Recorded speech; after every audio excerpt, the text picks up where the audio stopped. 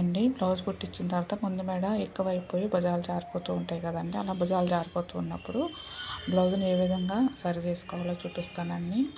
మీ blouse మీరు ఏ విధంగా సరి చేసుకోవాలో చూపిస్తాను.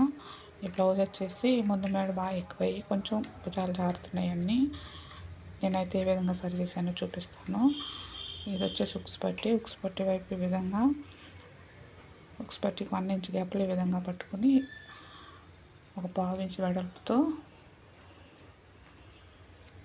ఒక 1.5 ఇంచ్ పొడవుతో ఈ విధంగా ఒక డాట్లా వేసానండి. నేను ఈ విధంగా ఒక డాట్లా వేసాను. నేను ఇటు పక్క కూడా కాజాపట్టి వైపు కూడా అదే విధంగా వేసానండి.